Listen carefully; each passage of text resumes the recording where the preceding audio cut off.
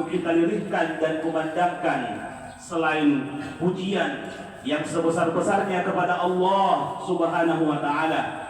Rasa syukur yang besar hanya kepada Rabbul Alamin, Rabbul Izzati wal Jalal, yang mana kita akan kembali semua kepada Allah Subhanahu wa Ta'ala. Kesempatan Ramadan ini kesempatan yang menyatukan kita untuk kembali kepada Allah Subhanahu wa Ta'ala. Bertalu-talu tiada henti takbir dan tahmid kita menghentak di setiap penjuru negeri.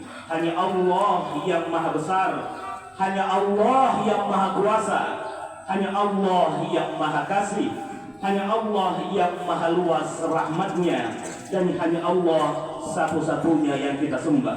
Allahu Akbar, Allahu Akbar, Allahu Akbar, walillahil hamd. Kaum muslimin yang berbahagia, hari ini bulan Ramadan akhirnya pergi dan mengucapkan selamat tinggal kepada kita semua. Ramadan pergi dan kita tidak tahu apakah kita akan bertemu dengannya lagi pada tahun berikutnya. Kita tidak pernah tahu apakah kita masih punya umur yang panjang untuk bisa bertemu dengan bulan yang mulia ini.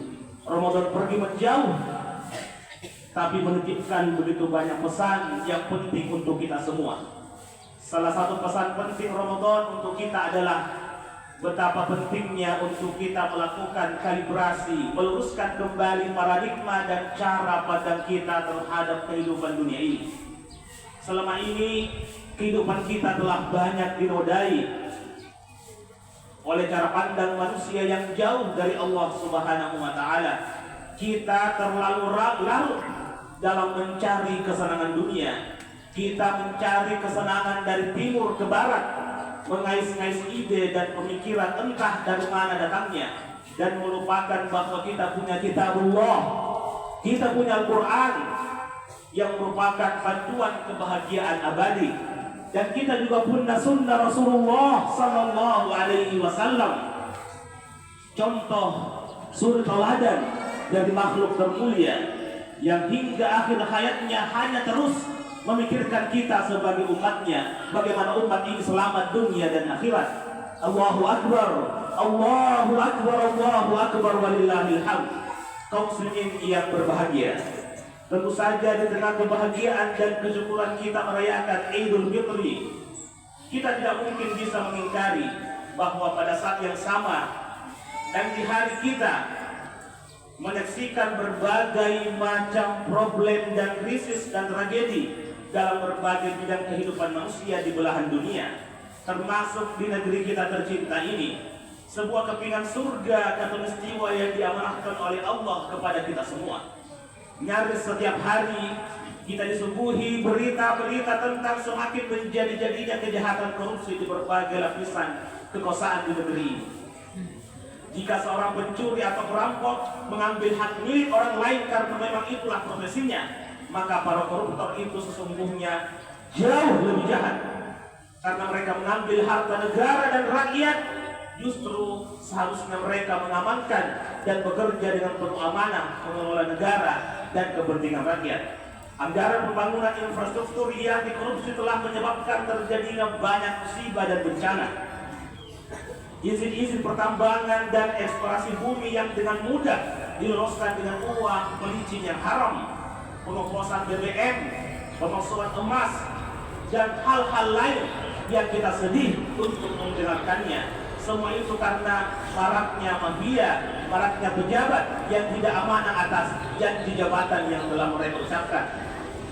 Belum lagi tragedi akhlak dan moral yang semakin hari semakin memilukan dan memalukan. Di tengah suburnya tuntutan emansipasi kaum feminis, justru semakin banyak pula kaum wanita yang melecehkan kehormatannya sendiri dengan tidak malu memamerkan dan menjual dirinya di berbagai media sosial. Perzinahan, perselingkuhan juga menjadi fenomena yang tidak asing di tengah gempuran teknologi media sosial yang tidak bisa terbendung lagi. Seorang dokter spesialis bahkan menceritakan Di setiap pekan nyaris selalu saja ada anak gadis kelahiran 2007 sampai 2008 yang datang untuk minta digugurkan kandungannya. Tidak hanya itu, kaum muslimin yang sangat berbahagia, perilaku menyimpang kaum LGBT juga harus menjadi perhatian kita semua. Sebuah penelitian menyebutkan bahwa seorang gay misalnya tidak akan pernah mendapatkan ketenangan dalam hidupnya karena selalu berganti-ganti pasangan. Sebanyak 43% gay yang diteliti menyatakan bahwa seumur hidupnya ia telah melakukan homoseksual dengan 500 orang. Dan ada 28% yang melakukan dengan 1.000 orang. Yang lebih miris lagi, ada kasus terbaru pelecehan seksual yang dilakukan oleh oknum perwira polisi terhadap sejumlah anak di bawah umur. Yang pasti jamaah yang sama berbahagia, jika kita terus diam dan membiarkannya, maka institusi keluarga akan hancur, yang akan menyebabkan runtuhnya institusi negara yang mulia ini. Wallahul musta'an. Allahu akbar, Allahu akbar, Allahu akbar, walillahil hamd. Kaum muslimin yang dimuliakan Allah Subhanahu wa ta'ala. Lalu siapakah yang harus bertanggung jawab untuk semua ini? Siapakah yang harus bertanggung jawab atas fenomena sosial yang terjadi di tengah masyarakat ini? Jawabannya adalah kita semua. Ya, kita semua bertanggung jawab atas apa yang terjadi. Karena sedikit banyaknya kita semua memiliki peran dan memberikan sumbangsi terhadap krisis dan tragedi tersebut. Allah Subhanahu wa ta'ala berfirman, "Wa kadzalika nuwalli ba'dal zalimina ba'dhan bima kanu yaksibun." Dan demikianlah kami menjadikan sebagian orang zalim sebagai pemimpin atas sebagian yang lainnya. Itu disebabkan karena perbuatan mereka sendiri. Ibnu Abbas radhiyallahu anhuma menjelaskan bahwa makna ayat ini sebagaimana dalam tafsir Al-Qurtubi, "Idza radiyallahu an qaumin walla amrahum." Idza radiyallahu an qaumin walla amrahum khiyarahum, wa idza sakhita Allahu ala qaumin walla amrahum shirarahum. Yang artinya, bila Allah meridhai sebuah kaum, maka ia akan membuat mereka dipimpin oleh orang-orang terbaik dari mereka. Namun, jika Allah Subhanahu wa ta'ala murka kepada suatu kaum, maka Allah akan membuat mereka dipimpin oleh orang yang terburuk di antara mereka. Dan penjelasan ini sejalan dengan peringatan Allah Subhanahu wa ta'ala, "Wa ma asabakum min musibatin fabima kasabat aydikum wa ya'fu an katsir." Dan tidaklah sebuah musibah menimpa kalian, maka itu disebabkan apa yang dilakukan oleh tangan-tangan kalian sendiri. Namun Allah Subhanahu wa ta'ala lebih banyak mengampuni apa yang menjadi dosa dan pelanggaran kita. Dan begitulah kaum muslimin sekalian, ketika hati kita masih saja tidak terbuka untuk bertaubat dan melakukan perubahan, ketika kita sengaja menutup mata dan telinga terhadap semua kejahatan dan penyimpangan itu, dan terus saja mendahulukan keserakahan dan kesenangan diri sendiri, tidak mengherankan, sangat tidak mengherankan jika dosis krisis, tragedi, dan musibah itu akan semakin ditambah dan ditingkatkan oleh Allah Subhanahu wa ta'ala. Untuk apa? Untuk memberikan kita kesempatan untuk merenungi keterlibatan kita dalam setiap kerusakan yang kita saksikan. Allah Subhanahu wa ta'ala berfirman, "Zaharal fasadu fil barri wal bahri bima kasabat aydin nas liyudhiqahum ba'dal ladzi 'amilu la'allahum yarji'un." Yang artinya, telah nampak kerusakan di bumi, telah nampak kerusakan di laut. Itu semua karena akibat ulah dari tangan manusia. Dan Allah Subhanahu wa ta'ala menimpakan sedikit, Allah Subhanahu wa ta'ala menimpakan sedikit dari apa yang mereka lakukan, agar Allah melihat apakah mereka mau kembali, apakah mereka mau bertobat kepada Allah atau tidak. Allahu akbar, Allahu akbar, Allahu akbar, walillahil hamd. Kaum muslimin yang dimuliakan Allah Subhanahu wa ta'ala, maka untuk merumuskan langkah-langkah konkret penyelamatan bangsa yang kita cintai ini, agar Indonesia gelap dapat kembali menjelma menjadi Indonesia terang yang bersimbah cahaya dan rahmat Allah Subhanahu wa ta'ala, marilah kita merenungkan garis panduan Allah dalam surat Al-Asr. Allah Subhanahu wa ta'ala berfirman, "Wal 'asr innal insana lafi khusr illal ladzina amanu wa 'amilus solihati wa tawasaw bil haqq wa tawasaw bis sabr. Sungguh demi masa seluruh manusia berada dalam kerugian. Sebuah penegasan ilahi bahwa semua makhluk yang bernama manusia tanpa kecuali pasti akan mengalami kerugian, jatuh dalam kegagalan dan terperosok dalam kehancuran. Semua makhluk yang bernama manusia, baik sebagai individu, sebagai bangsa, semua makhluk yang bernama manusia tanpa peduli setinggi apapun capaian ilmu dan keduniaannya, mereka semua dianggap sebagai orang yang merugi, manusia yang gagal di sisi Allah Subhanahu wa Ta'ala yang telah menciptakan mereka, sampai mereka memenuhi apa yang Allah sebutkan, sampai mereka memenuhi apa yang telah Allah syaratkan di dalam firman kelanjutan dari ayat surat Al-Asr ini. Allah Subhanahu wa Ta'ala berfirman, illal ladzina amanu, kecuali orang-orang beriman, mereka tidak akan merugi. Melalui ayat ini Allah Subhanahu wa Ta'ala ingin mengingatkan kita untuk merumuskan kembali jalan penyelamatan negeri ini, jalan keluar dari berbagai musibah dan krisis yang menimpa negeri yang kita cintai ini. Yang pertama adalah mengembalikan fitrah kita ke jalan keimanan dan tauhid kepada Allah Subhanahu wa Ta'ala. Kembali kita melihat keimanan ini, apakah sudah sesuai dengan keinginan Allah Subhanahu wa Ta'ala. Illal ladzina amanu, kecuali orang-orang beriman tidak akan merugi. Ini adalah syarat pertama dan utama untuk keluar dari segala jenis keterpurukan. Mengembalikan keimanan sebagai pandangan sekaligus jalan hidup. Berkomitmen menjadikan Allah Subhanahu wa Ta'ala sebagai tujuan hidup kita. Karena dialah Allah yang telah mengamanahi kita kehidupan di muka bumi ini, telah mengamanahi kita bumi Indonesia sebagai jalan penghambaan kita kepada Allah Subhanahu wa Ta'ala.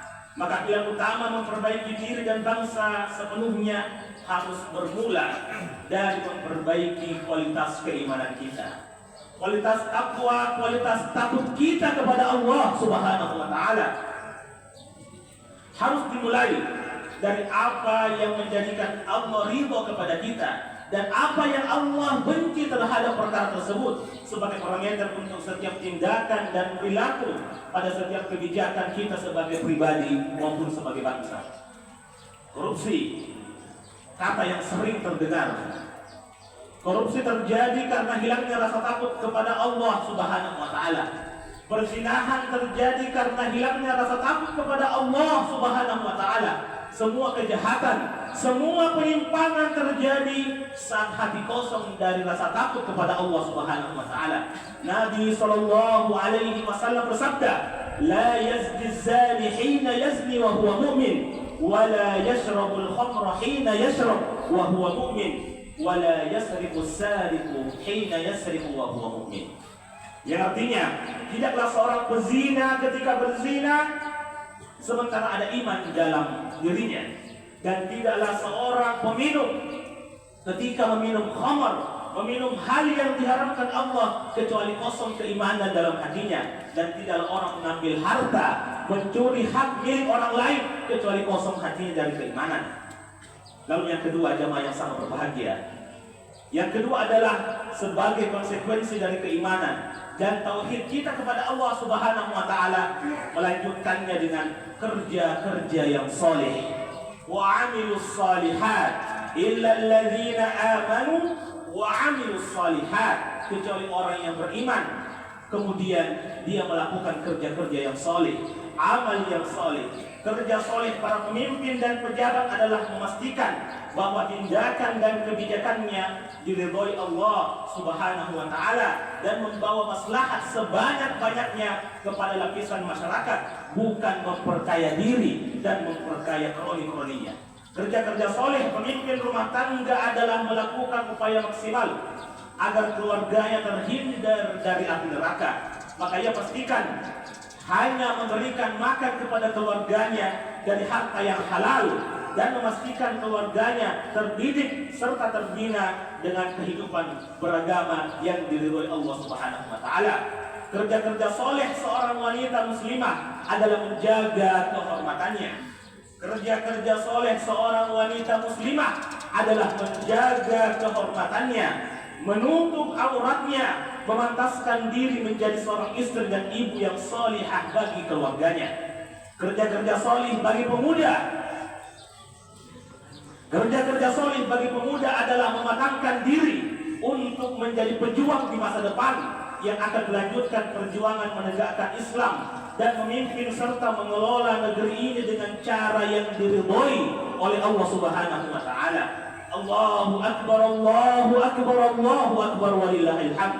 Kaum muslimin yang dimuliakan Allah Subhanahu wa taala. Adapun yang ketiga adalah menegakkan tradisi nasihat dan amar ma'ruf nahi munkar sebagai elemen yang penting dalam menjaga pribadi masyarakat agar tetap berada di atas jalan fitrah dan kebenaran. Allah Subhanahu wa taala berfirman, "Wa tawasau bil haqq." Cara ketiga adalah saling berwasiat, saling menasihati. Jangan membiarkan kemungkaran terjadi di sekitar kita. Kita tidak akan pernah sempurna, baik sebagai pribadi maupun sebagai bangsa. Maka harus ada yang selalu mengingatkan, mengoreksi, meluruskan apa yang salah dan keliru. Hanya dengan begitu kita bisa melepaskan diri dari keterpurukan dan kerugian dan menjelma menjadi sosok yang jauh lebih baik. Hilangnya nasihat dan amar ma'ruf nahi munkar dari kehidupan bermasyarakat dan berbangsa adalah salah satu penyebab utama semua krisis dan bencana yang kita saksikan pada hari ini. Ritual syirik dianggap budaya dan tradisi, korupsi dianggap biasa, budaya suap dianggap wajar, perzinahan dan perselingkuhan dan segala jenis penyimpangan dianggap hal privasi masing-masing. Semuanya serba boleh dan budaya permisif mewabah di mana-mana. Mereka lupa bahwa semua kemaksiatan dan penyimpangan itu ibarat lubang-lubang besar dalam bahtera yang bernama Indonesia ini. Lubang-lubang yang membuat bahtera Indonesia ini akan tenggelam dan karam, hancur dan binasa. Maka kita harus tetap berisik, menasihati para pemimpin dengan cara yang legal dan konstitusional. Kita harus tetap berisik, memerangi dan mengingkari korupsi dengan segala jenis turunannya. Kita harus tetap berisik, mengingkari perzinahan dan perselingkuhan yang dinormalisasi. Kita harus tetap berisik menolak segala LGBT dari bumi Indonesia.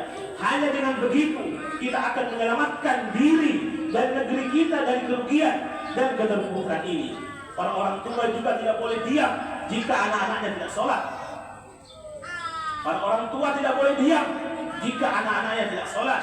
Jika anak-anaknya mengumbar aurat dan mengabaikan ajaran agama lainnya, para ayah dan bunda tidak boleh merasa bosan memberi nasihat, mengajak mereka meniti jalan kebenaran dan kesolihan, mencegah mereka dari melakukan hal yang mungkar.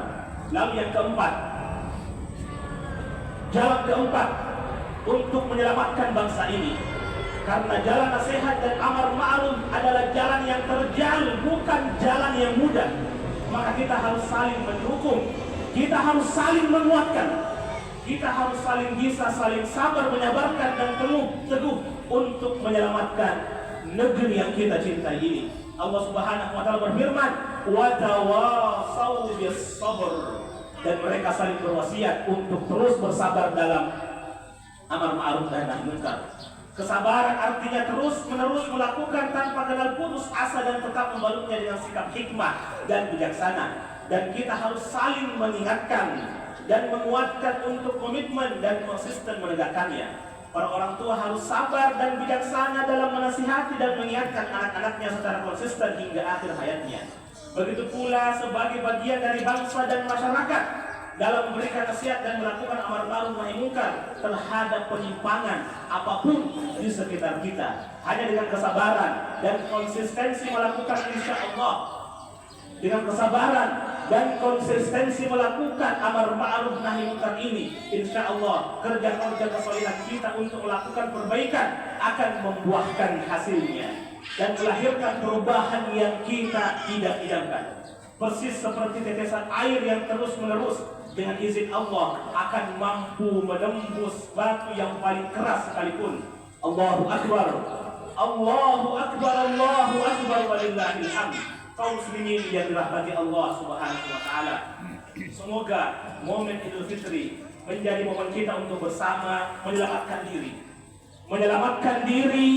menyelamatkan keluarga, menyelamatkan masyarakat dan bangsa yang kita cintai ini dengan mengikuti panduan yang telah digariskan oleh Allah Subhanahu wa taala. Kaum muslimin rahimakumullah, dalam momentum Idul Fitri ini jangan pernah melupakan bahwa di sana, di bumi Palestina, di bumi Al-Quds, perjuangan jihad saudara-saudara kita masih terus berlanjut mempertahankan tanah suci ketiga kaum muslimin, bumi Masjidil Aqsa. Seperti yang telah diduga sebelumnya, perjanjian gencatan senjata hanya menunggu waktu untuk dikhianati oleh penjajah Zionis Yahudi yang didukung oleh polisi dunia pada hari ke-18 Ramadan lalu. Pada hari ke-18 Ramadan yang lalu, setidaknya 350 kaum muslimin Gaza gugur sebagai syuhada oleh serangan udara Zionis. Dalam momen indah Idul Fitri ini, jangan pernah melupakan bahwa di sana, di bumi Syam, di negeri Suriah yang baru saja berhasil memerdekakan diri dari kezaliman rezim Syiah Ismailiyah yang selama 61 tahun. Selama 61 tahun lamanya secara sistematis menyiksa, memenjarakan, bahkan membunuh puluhan ribu rakyatnya sendiri. Hari-hari ini mereka juga terus berjuang menjaga stabilitas negara yang baru itu, yang terus diganggu oleh milisi-milisi Syiah, Rafidhah, Hizbullah yang berasal dari Lebanon, yang secara tersembunyi didukung oleh penjajah Zionis. Maka melalui mimbar mulia ini, melalui mimbar yang mulia ini, di hari yang mulia ini, kami mengingatkan kewajiban ukhuwah kita sebagai kaum muslimin seperti yang digambarkan oleh baginda Rasulullah sallallahu alaihi wasallam. Taral mu'minina fi tarahumihim wa ta'atubihim wa tawaddihim kamathal jasad idza ishtaka 'udwun tada'a lahu sa'irul jasad bis-sahri wal humma. Engkau akan melihat orang-orang beriman itu dalam saling mengasihi, dalam saling mencintai, dan saling memperhatikan satu sama lain seperti satu tubuh. Bila satu tubuh mengadu kesakitan, maka seluruh anggota tubuh akan membersamainya dengan begadang dan merasakan demam. Maka kaum muslimin dan muslimat yang dimuliakan Allah Subhanahu wa taala, jangan pernah berhenti mendukung perjuangan dan jihad mereka. Jangan berhenti mendoakan keteguhan dan kesabaran mereka dalam berjihad fisabilillah. Jangan berhenti menyisihkan harta karunia Allah pada Anda untuk mendukung perjuangan mereka, untuk memberi makan anak-anak yang kelaparan, memberi pakaian untuk mereka yang kedinginan, memberi tempat berteduh kepada mereka yang sedang tidak memiliki tempat tidur yang layak. Jangan pernah berhenti wahai kaum muslimin memboikot seluruh hal yang mendukung perjuangan Zionis untuk mencapuk negeri kaum muslimin dari persatuan Islam dan muslimin. Allahu Akbar, Allahu Akbar, Allahu Akbar. Kaum muslimin yang berbahagia, akhirnya marilah kita menentukan hati dan dengan segenap apa yang menjadi nikmat Allah untuk memohon dengan sepenuh jiwa kepada Allah Subhanahu wa taala, Sang Maha mendengar, Sang Maha melihat, Sang Maha mengetahui, satu-satunya zat yang Maha Kuasa yang mengabulkan segala pinta dan doa kita kepadanya. Rabbana, lihatlah kami para hamba-Mu yang lemah dan penuh dosa ini. Setiap hari, bahkan setiap hembusan napas ini, kami tidak pernah luput dan dari kelamnya dosa dan pelanggaran. Tapi rahmat-Mu tak pernah putus-putus hadir untuk kami. Ampunan-Mu selalu terbuka untuk kedurhakaan kami. Maka ampunilah kami ya Allah. Ampunilah kami ya Allah. Ampuni kami hamba-hamba-Mu yang payah ini. Ampuni ya Allah hamba-hamba-Mu yang selalu lupa dan lupa ini ya Allah ya Rabbal Alamin. Rabbana, wahai Zat yang Maha Pengasih, kasihilah kedua orang tua kami. Wahai Zat yang Maha Pengasih, kasihilah kedua orang tua kami. Rahmati perjalanan mereka di dunia ini hingga tiba di surga Firdaus ya Allah. Liputi mereka dengan ampunan-Mu. Ampuni kami ya Allah yang selalu payah dalam membahagiakan ayah bunda kami. Ampuni kami ya Allah yang selalu payah mengukir jejak bakti kepada mereka ya Allah. Rabbana, ya Rabbana, kami titipkan negeri indah tanah air kami kepadamu. Lindungi negeri ini dari segala keburukan dan kejahatan. Jauhkan kami rakyat negeri ini dari kezaliman dan tipu daya. Anugerahkan untuk kami para pemimpin yang menegakkan keadilan, yang ikhlas bekerja untuk kesejahteraan rakyatnya. Rabbana, ya Rabbana, berikanlah hukuman yang setimpal untuk semua koruptor yang telah merusak tatanan kejujuran negeri ini. Limpahkanlah balasan yang sepadan untuk semua koruptor yang telah menggelapkan masa depan negeri ini demi memuaskan keserakahan diri mereka pada dunia ini. Rabbana, ya Rabbana, berikanlah hukuman yang setimpal untuk semua hal yang merusak negeri kami ini. Kami titipkan saudara-saudara kami yang hari ini masih terpuruk dalam derita dalam penjajahan kaum Zionis di Palestina. Kami titipkan saudara-saudara kami di Gunung Syam. Kami titipkan saudara-saudara kami yang mempertahankan diri mereka. Dan kami titipkan saudara-saudara kami dimanapun mereka yang melewati hari-hari penuh duka demi mempertahankan, demi membebaskan diri dari segala bentuk kezaliman. Kami mohon lindungan-Mu ya Allah. Kami mohon lindungan-Mu ya Allah. Anugerahkanlah kesabaran dan kekuatan yang tak habis-habisnya untuk mereka ya Allah. Ya Rabbana, ya Rabbana, kami titipkan anak-anak kami kepadamu ya Allah. Kami titipkan generasi muda ini kepadamu ya Allah. Ya Allah, tuntunlah mereka berjalan di atas jejak hamba-hamba-Mu yang saleh. Dan jagalah mereka dari segala bentuk kekufuran dan kenistaan. Ya Allah, ya Rabbana, ya Allah, ya Rabbal Alamin, perkenankanlah kami hamba-hamba-Mu yang penuh kekurangan ini kelak tetap dapat menikmati doa-doa indah dari anak-anak kami. Ya Allah, perkenankan kami hamba-hamba-Mu yang penuh kekurangan ini kelak tetap dapat menikmati doa-doa indah dari anak-anak kami meskipun jasad ini telah terkubur dalam gelap dan gelapnya alam kubur. Allahumma ighfir lil muslimina wal muslimat wal mu'minina wal mu'minat al ahya'i minhum wal amwat ya sami' qarib ya sami'u ya qarib mujibud da'awat. ربنا اغفر لنا ولإخواننا الذين سبقونا بالإيمان ولا تجعل في قلوبنا غلا للذين آمنوا ربنا إنك رؤوف رحيم. اللهم أعز الإسلام والمسلمين وأهلك الكفرة والمشركين وأعداءك وأعداء الدين يا عزيز يا قهار يا رب العالمين. ربنا آتنا في الدنيا حسنة وفي الآخرة حسنة وقنا عذاب النار. سبحان ربك رب العزة عما يصفون وسلام على المرسلين والحمد لله رب العالمين.